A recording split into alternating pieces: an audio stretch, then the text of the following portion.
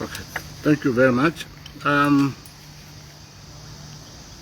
few months ago, I engaged the press to talk about the democratic situation in Zambia and what we ought to do in order to sustain our credentials as a democratic country.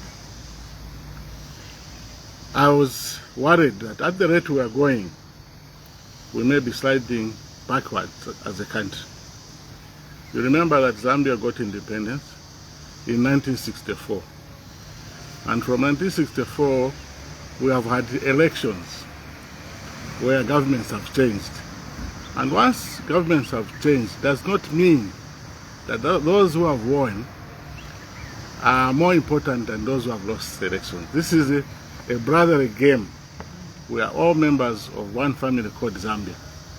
So once the government has been changed, those who have won and those who have lost, we need to work together to build Zambia.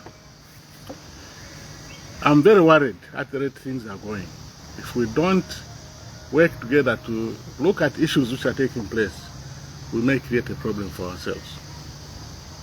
One of the major issues is in terms of governance. In terms of governance, you must take note that the change of government does not in any way suggest that other people are inferior compared to others.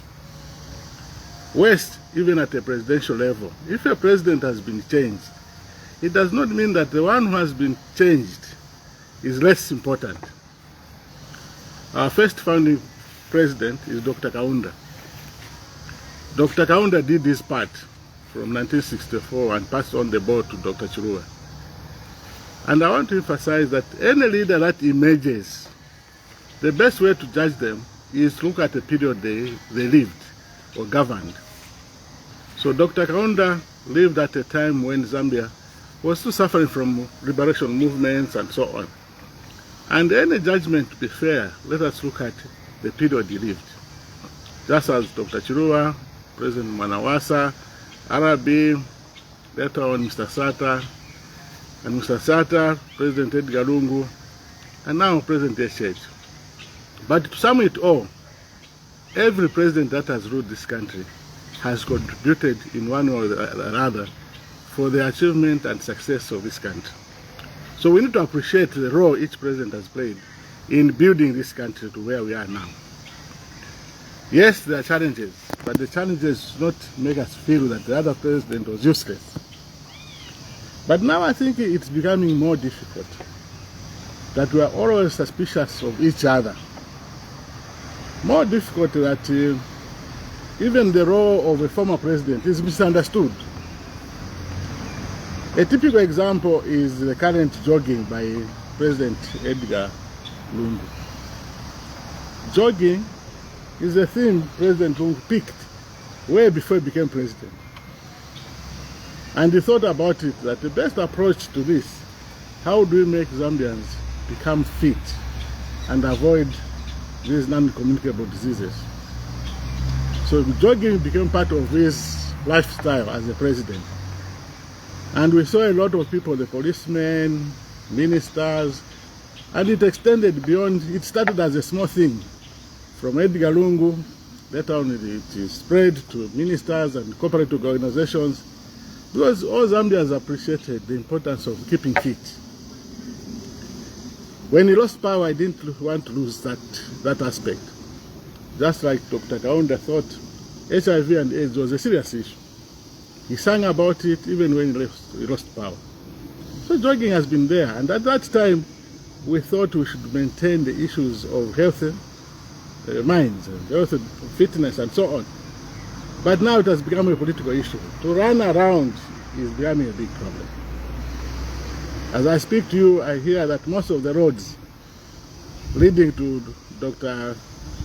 Edgar Lungu have been closed, just to make sure people don't join him in running. What type of life is this? In my view, in order to appreciate what he's doing, and it's for the benefit of Zambians, can you imagine to have a situation where one day President HH also puts on a tracksuit and runs together with Edgar Lungu? Look at what he's going to do to the nation to promote healthy living. But everything we do in Zambia is political, and now the jogging issue is becoming more severe. But the international media like the BBC, they are laughing at us that we are actually discouraging jogging as a lifestyle type of life. It's becoming unfortunate, and it's because we think in Zambia everything political is very important. So they have worked hard to stop him from jogging, and the police have even gone to the extent of saying that no, if you jog, you must notify the police. How? And at the level of the former president, this is not the first time that the former president is being followed by people. Any other president, look back how Dr. Kaunda was being followed. Each time we had a meeting, a lot of people followed him. It's a normal trend. And the UPND should not be scared over those little things. We should manage it. And if jogging, we all appreciate it's important for the lifestyle of most individuals, why don't we find the ways and means of taking preventive measures to avoid extra accidents and so on. But instead of saying you stop it, because it's becoming political, I've seen people jogging, and I've never thought that it can be treated as a political issue. In which way? And Edgar is not addressing the people. It's the people singing and so on. No more jovial issue of people running around and keeping themselves fit. It's unfortunate. If we treat such issues in the manner we're treating them right now, people will laugh at us. Where are we going? Even if we have issues of no is actually agitating for a welcome issue, okay, or up. Is that really a big issue? In 2021, Zambians went to the polls. The outcome of those elections is that the UPND government won by a very big margin. And I cannot see that 2 years down the line, the UPND can be so scared of Edgar Lungu running around that he's trying to move up people to his side. Why? They won by over 1 million votes. Why can they be patient enough, deliver to the people's expectations? And it is up to the people of Zambia to decide whether UPND has performed or not. But to be scared of issues that know and who to go out. If indeed the people of Zambia feels for a former president to exist, you want to reduce it to a prisoner. The role of Edgar right now should be reduced to a person sleeping and waking up within his premises. Outside that, he'll be arrested. What type of life is this? And that is what we are. It gives power. He must be inclined, or must be limited to a house. If he comes out of the house, it is a criminal offense. What type of life is that? The fear, I don't understand up to now, the fear that the UPND government has over Edgar Lungu. This is the gentleman you competed with, and you won by a big margin, a difference of 1 million. And you are only clocked 2 years. Where is the fear coming from? That every newspaper, everything, and even now questions in Parliament must be planned in such a way that you must talk about Edgar Lungu. Why?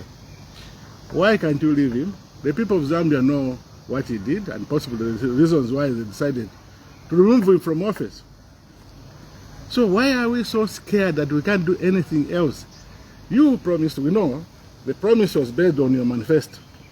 Why throw away the manifesto and focus on an individual? That is his own life as an individual. A former president is not a criminal by nature. That's because he once held the office. That's being unfair. Even the concept of Alewere, which is misunderstood in many aspects.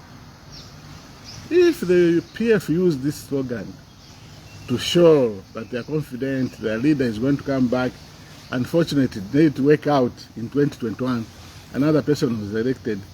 If they are still using it to mop up their own strength as a political party, why should it be an issue for the UPND that every time they talk about it, no, why are they talking about him coming back? Why are you worried about him? This is a guy you beat off by over 1 million votes. And you're only 2 years in government. The people of Zambia expect the UPND government to deliver on their promises. And to waste time on his issues like, no, he's saying he may come back. If he comes back, where is he going to be? No. Let us mature in that respect. And even to create gaps where you don't want him to go anywhere. Hospital, it's an offense. Traditional ceremonies, it's an offense. The church, it's an offense. So what do you want to do? This approach is dangerous and does not help us develop as a democratic country. Let us develop as a mature democratic country by being issue-based, not such things. Then the most difficult part I've seen for the past few days is an issue relating to our Chief Justice. The issue of gay rights is becoming a source of worry. It started like a simple discussion where the Chief Justice talked about all those who are lesbian and so on are also human beings, a normal argument. But I was later shocked to discover that people posted something very strange, that our current Chief Justice is a member of an association that is advocating for lesbian and other rights. You are the Chief Justice of a country called Zambia. And I'm restrained to talk too much about this because this is a man I respect, this is a man I associate with, and I have difficulty to talk about this matter because I thought that it was a good choice that the people of Zambia would benefit from his wisdom as an intellectual and as a scholar. But issues of morality are very critical. For us to advocate for something that Zambians have even put in their constitution that we will not tolerate it and want to treat it as a nothing issue, a very important issue, it's very unfortunate. And for a leader like a Chief Justice, who is supposed to be the custodian of our constitution, to be placed in a very awkward situation where people have said, no, this man, although he's advocating for the rights of lesbians, he is actually a member of an organization that is fighting for the rights of lesbians. It's very regrettable. You can't live in a society like this. It was not by accident that the Zambian people advocated for Zambia shall be a Christian nation. They knew what we were talking about. And this thing happened a long time ago. And it will be important for all the leaders that follow to understand what values do our people want. To ignore it will be dangerous to the nation. If these issues are spreading to the level of a Chief Justice of a country, then we are gone as a nation.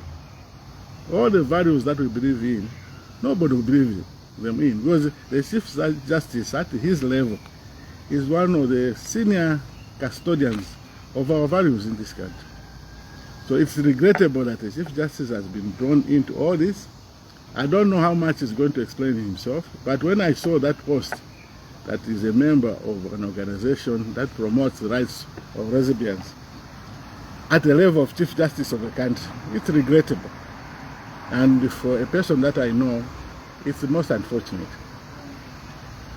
This is very, very unfortunate. Altogether, let me also talk a little bit about the budget. We are likely to have a budget, and the expectations of the people are very high. They are very high because the cost of living is unbearable. The semantics of just defining issues without looking at action will not help us move forward. Life is unbearable. Life in the compounds is unbearable. And all these things are happening at a time when we expect the price of fuel to go up.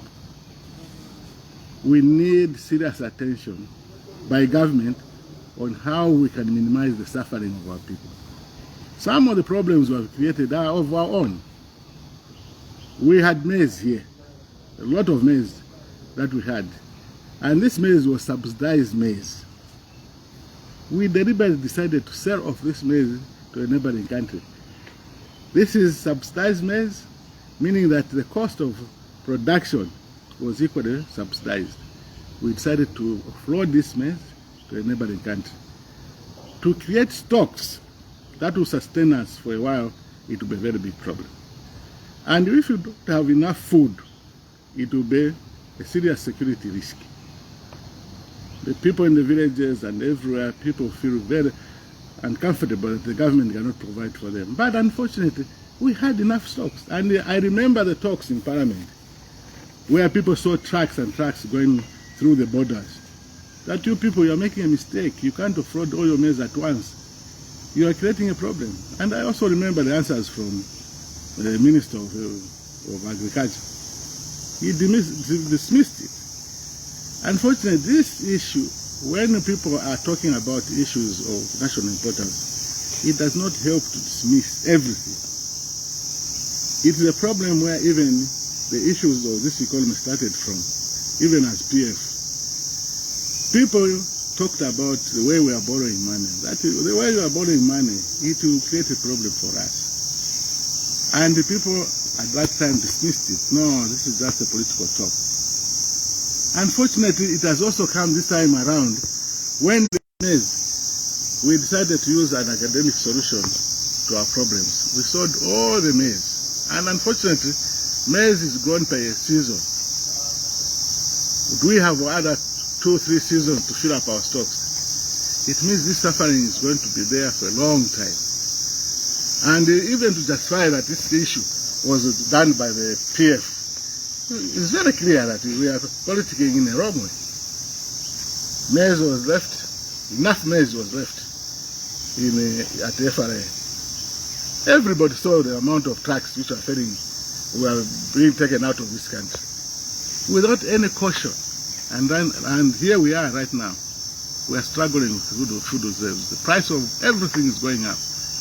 And we are very, very unfortunate that if we don't manage this thing very well, it can create civil unrest. Because a hungry man is an angry person. It's regrettable that we have to handle these issues in this manner. So my appeal is to the Minister of Finance that look at all these dynamics.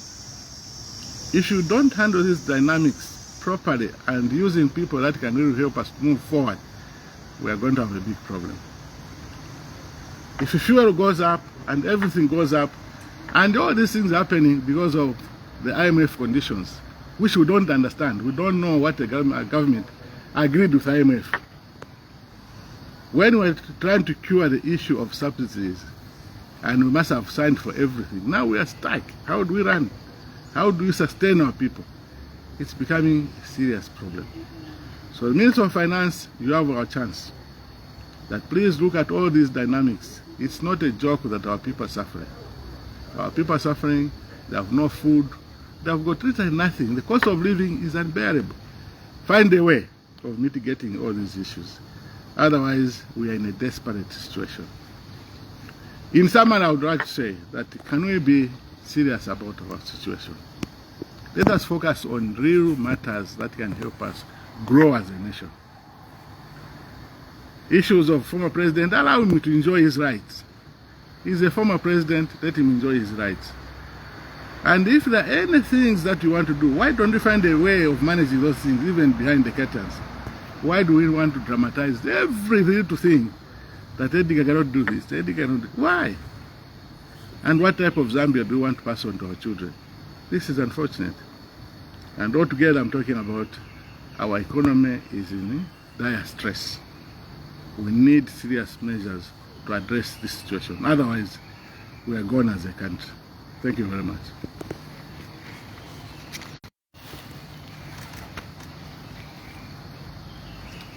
I think it's clear.